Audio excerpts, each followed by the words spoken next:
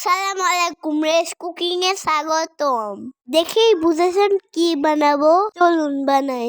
এখানে পানি বসিয়ে দিলাম, টুকুস করে একটু লবণ আর একটু তেল দিয়ে দিলাম। পানি গরম হতে নুডলস দিয়ে দিয়েছি।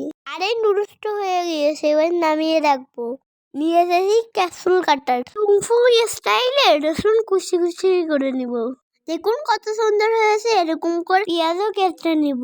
এবার ভেন্ডা, এবার 3টে কাঁচামরিচ নিয়ে এবার তার পানি দিয়ে পেস্ট করে নিব। হয়ে গেছে, লেবু রস দিয়ে মিশিয়ে নিব। এবার কয়েকটা তেল দিয়ে রসুন কিমা দিয়ে দিব। নেড়ে ভেজে নিতে হবে।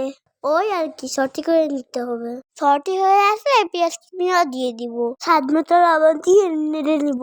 এবার ধনেপাতা পেস্টটা দিয়ে দিব। ও কি সুন্দর একটি সবুজ কালার এসেছে। পেঁয়াজ রসুনের সাথে সুন্দরভাবে কষিয়ে নিব।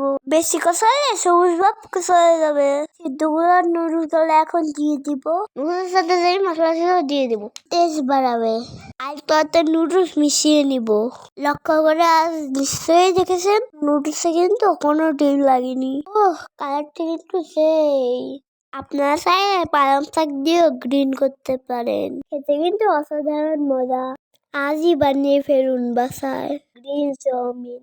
আমি তো প্রথমবার খেলাম। এর সাথে ভাগ হবে না, মজা।